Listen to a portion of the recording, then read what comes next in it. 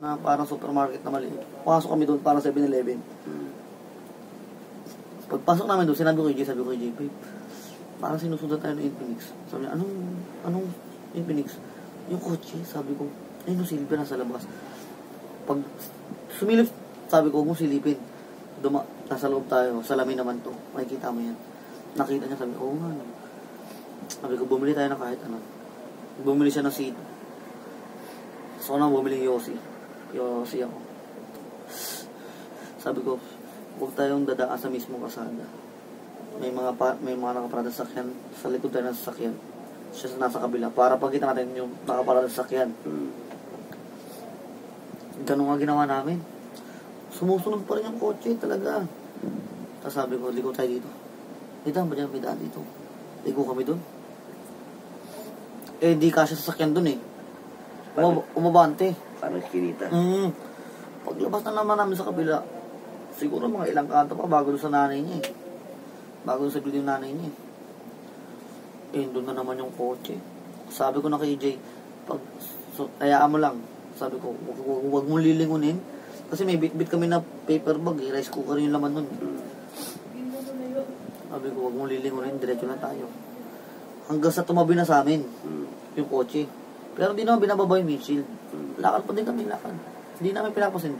Sabi ko, magkwentuhan lang tayo. Magtawanan tayo, magngiti-ngiti ka. Ganyan gawin mo. Hanggang sa hindi namin napansin, pagliko namin, nakita ko na yung building ng mama niya eh. Sabi ko kay Jay, pagtapatan sa building, yung building ng mama nila, mama niya may password. Umakit ka na. Ikaw, dito muna ako. Kukumpirmahin ko tayo sinusundan. Nandun lang sa may tapat ng building. Kakwentuhan ko yung gwardiya ng building. Yossi ako, binigyan ko Yossi yung gwardiya. Yossi rin yung gwardiya. Kasi sinabi ko nga doon sa gwardiya na, bossing, sabi ko, sinusundan kami ng yung kotse na to kanina pa eh. Oh, sabi nung security guard na Nepal, really? Yes, bro. Sabi nung security guard, atras ka ng konti. Medyo pumasok-pasok ka ng konti. Lumampas sa amin yung kotse. Maya-maya, nagmaniobra lang pala. Bumalik pa. Pagbalik, pumarada doon sa may tapat namin, no? Parada doon sa may tapat namin, nalapitan ng gwardiya. Sabi ng gwardiya, yes sir, sabi niya gano'n, ako na help you. Biglang binaba yung windshield. Nakatingin lang sa akin. Tumingin sa akin yung gwardiya.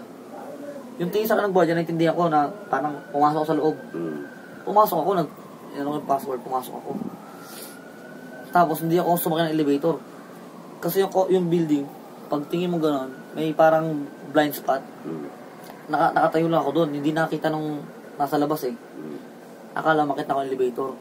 Maya-maya pumasok yung gwardiya. Sabi sa akin, ako nga daw yung sinusundan. Yung pala, yung sumusunod sa amin, sabi, nagpakilala sa kanya, police daw, CID. Kasi yung bit-bit daw namin na paper ba? Kaduda-duda. Oo, alak daw. Sabi ng security guard, no sir, sabi niya, I saw the paper bag, it's rice cooker. Pagpasok, sinabi nga sa akin yun. Sabi ng security guard, huwag ka muna lumabas, sabi niya gano'n. Andiyan lang sa labas, umabante lang. Sabi niya, malamang sa malamang, baka pumasok yun dito. Sabi niya, tatanungin yung plot nyo. Kasi kung talaga si ID yun, may karapatan yun umakyat. Sabi niya, pero wala ba kayong dalang ano doon? Sabi ko, sir, wala. Sabi ko, naalala ko, doon sa rep ng mama ni Jay, may red doors nga pala doon. Sabi ko, akit muna ako. Sabi ko gano'n. Tinapok ko yung red doors. Tinapok ko yung lata ng red doors. May 3 red doors doon eh. Tapos sabi ko doon sa security guard, pag tinanong kung dito kami naka-unit, sabihin mo, oo. Pero wag mo na sabihin yung room number natin. Privacy. Buti na lang, nung pagkakataon, sinabi ko doon kay EJ, tsaka sa mama niya. Sabi ng mama niya, sige, ilipat tayo doon sa kabilang flat, doon sa kaibigan ko. Doon kami lumipat. Di nga kami nagkamali. Umakyat nga pa. Umakyat, putang inang yan. Kinakatok, tapos nung binuksan ng security guard, maya umalis. Nakikita namin sa butas eh. Siguro pinalipas ko muna ng mga 2 oras may higit. Bumaba ako ng building. Tingnan ako security guard. Yung nga daw, pinuntahan nga daw kami. Buti na lang daw, wala kami doon. So, hindi kinatok yung sa inyo doon, sa kabila. Pumasok na doon sa loob ng plot, hinahanap nga kami doon. Eh maraming pinto-pinto doon. Siyempre, hindi niya na alam kung saan doon. Buti hindi ka nalugan. Wala rin kami doon, nandun kami sa kabila eh. 405 yung room ng mama ni EJ. Pagpasok ko sa 405, maraming pinto-pinto doon kasi mga partition yun eh.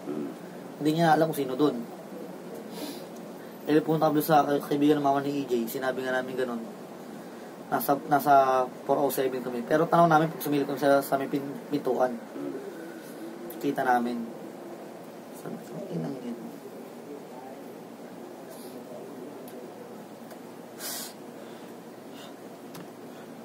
Pero dito, awa ng Diyos, wala pa naman.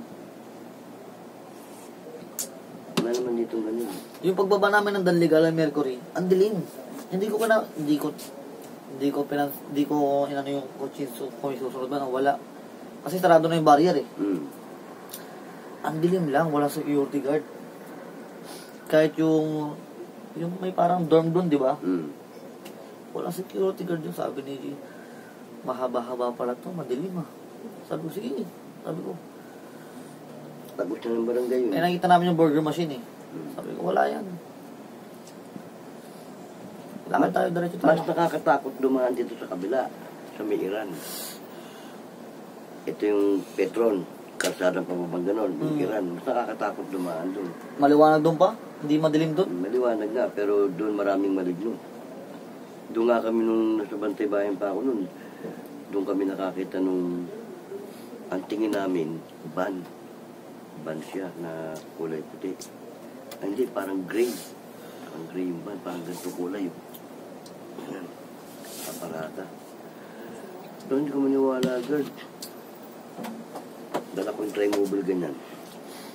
Dalawa dito sa sidecar, isa sa back ride ko. Habang papalapit kami sa van, yung van umuuga. Hindi ganun gumagano. Ngayon, ang hinala ng mga kasama ko, baka may nagkagano na sa loob ng van. Sabi, di, dahan-dahanin mo. Parang may nagyayari yan sa loob ng van. Di, dinahan-dahan ko naman. Nung siguro mga ito at yung kubeta na lang ang layo namin sa van, bumaba na agad yung dalawa namin kasama na may bay na. Okay, na kami. Na may bay sila sa gilid. Ako naman dahan-dahan lang din.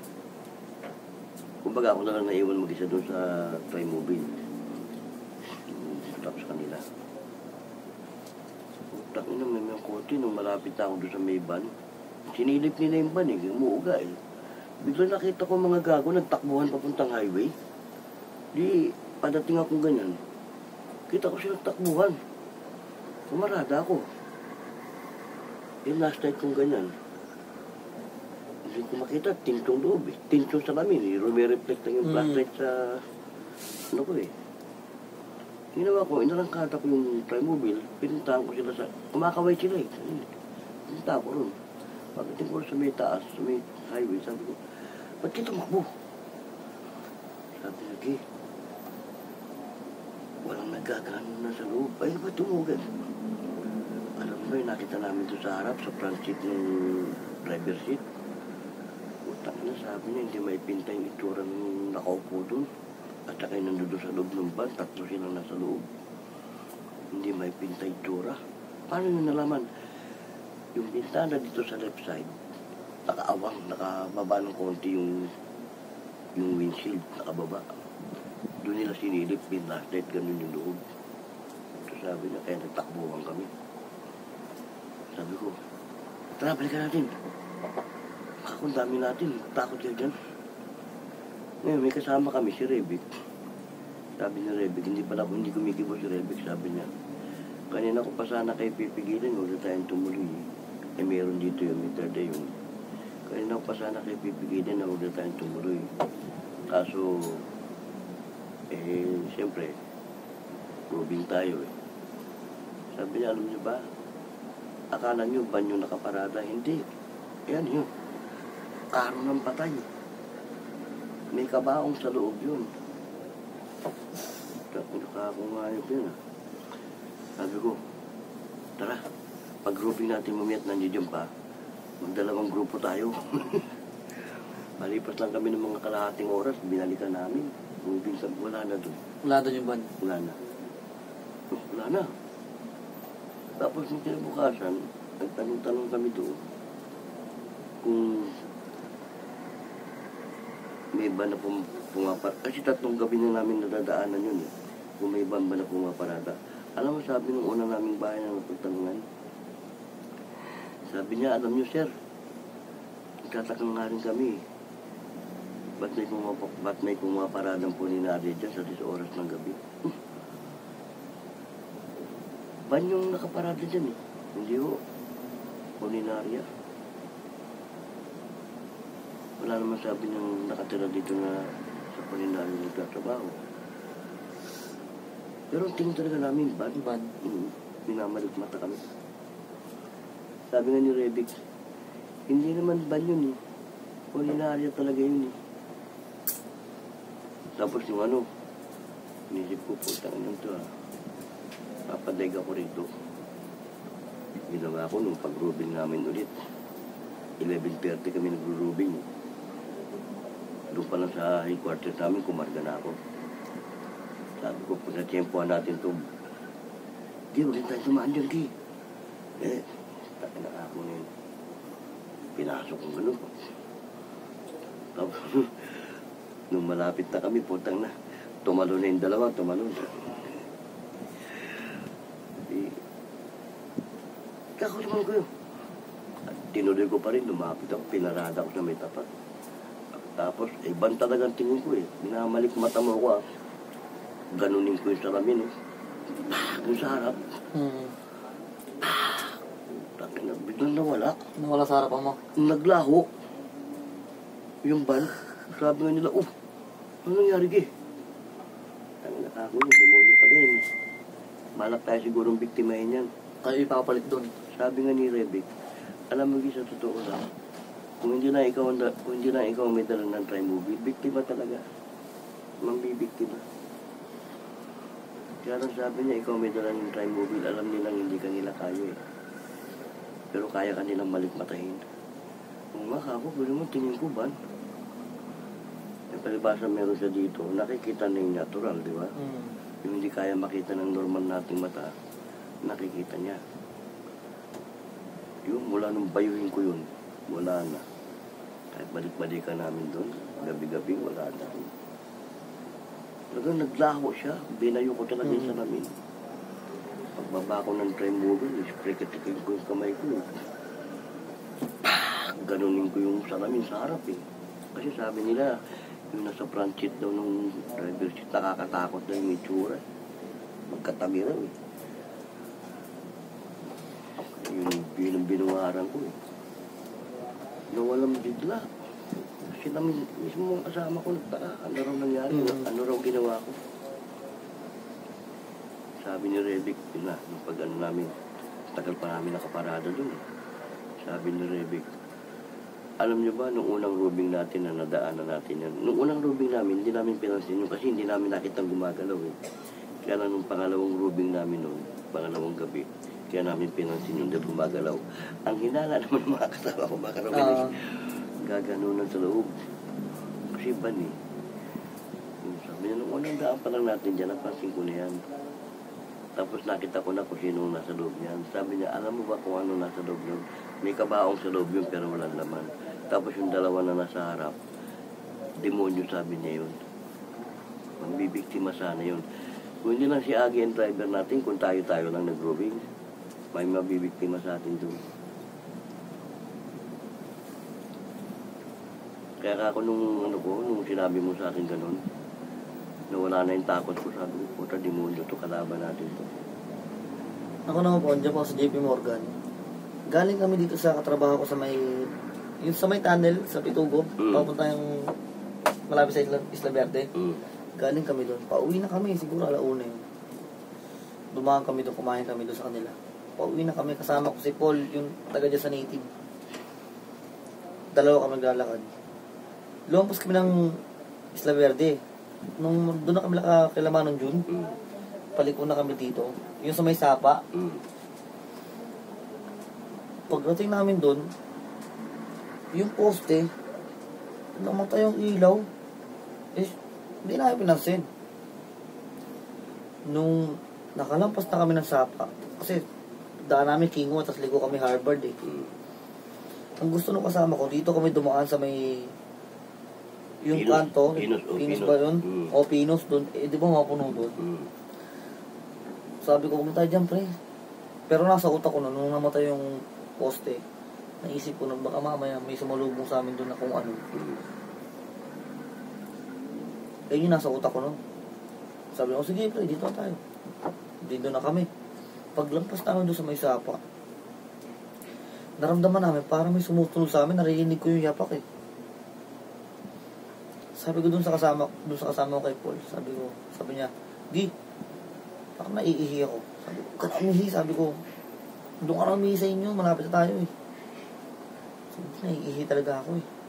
Sabi ko, ka na umihi, konti na lang eh. Pagdating namin ng Oton, wala ng tao. Sabi niya, dito tayo dumas sa may Oton. Nakita ko na naman doon kala ayong mapuno. Sabi ko, huwag na tayo dyan. Mali ko lang. Then, diretso naman yung King Walk. Pagtapat doon sa may, parang factory ata yun. Mm. Pagtapat naman doon sa may factory, bukas yung factory pero wala yung gwardiya. Tapos patay sindi yung ilaw. Tapos lumingon ako. Paglingon ko doon sa likod namin, ang dilim. Yung poste na dinaanan namin, patay na rin yung ilaw. Sabi ni Paul, oh, may ilaw dyan kanina. Ginawa ko, iniba ko na yung usapan namin. Sabi ko, pre, kain lang tayong tapsilog, ginugutom na ako. Ginugutom mo ba? Sabi niya, oo. Pero hindi pa rin maalis yung mata niya doon sa may likod. Di, pre, bukas yan, di ba? Yung poste. Sabi ko, patay na yan kanina pa, sabi ko gano'n. Hindi ko sinabi bukas. Baka magkatakutan kami, madala ako eh. Lakad na kami. Pagtapat dun sa bahay ng kasmi ko, kay Similiano, malapit na sa Harvard yun eh. Mm. Narinig ko na yung gumaganon. Sabi ni Paul, ano yung Gi? Sabi ko, toko yun. Mapuno ko, sabi ko, toko yun. Hindi gano'n yung toko, sabi niya gano'n. Itong si Paul, gago, babalik. Balak niya umihi doon sa may puno ng mangga. Inataga ako, pre, sabi niya. Antay mo lang ako. Sabi, para may bubong sa akin na, huwag mo nang patigilin yan. Hindi lang ako, na, pre, ito na, Harvard na ito. Tapos pagdating niya, native na sa inyo na. Sabi ko, tisin mo na. Uwi na rin ako eh. Tapos kung pagliko namin ng Harvard, paglingon ko, nakita ko nga yung ibon. Laki, nakadapo sa mangga. Di ako nagpahalata. Hindi ko sinabi sa kanya, lakad kami. Pagdating namin ng Harvard, malinis yung Harvard. Hindi tambay, wala nakatambay. Tapos tinitignan ko yung sa burger machine, yung tindero doon, tulog eh. Sabi ko, okay na, maliwanag na dito. Lakad kami. Inisip ko naman, mag-isa akong uuwi ah. Sabi ko, dadaan ako ng Kalayahan para wala siyang dadapuan. Sabi ko, kasi pag dumaan ako ng Honda, may puno, dadaanan ko yung 100 house dito na abandonadong building. Mm.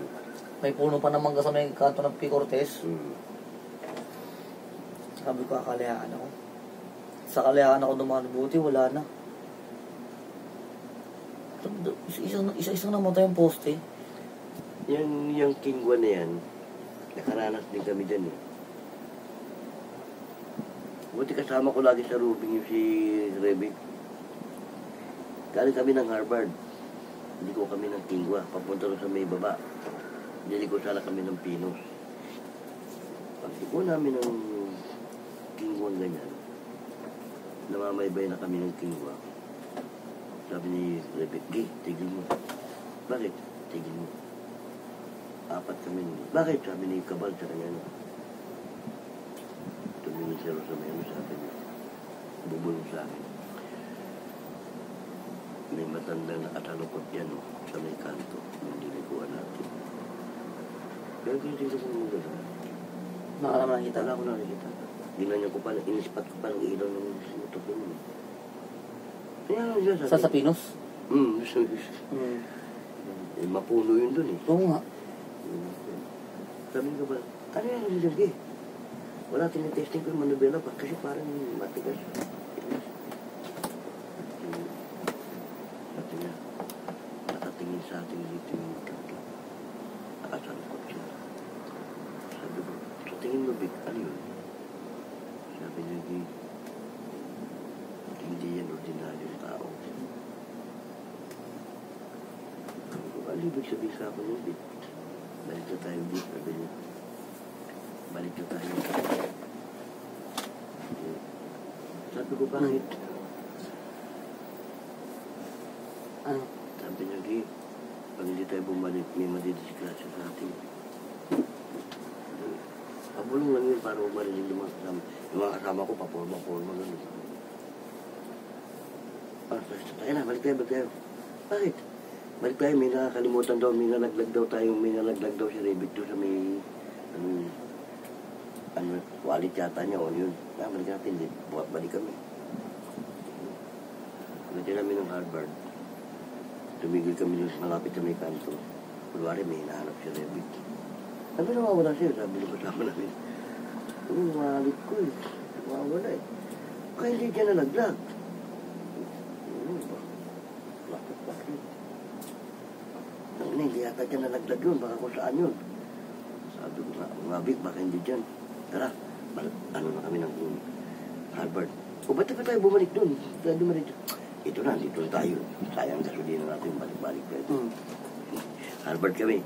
Kaya kami pumasok ng Honda.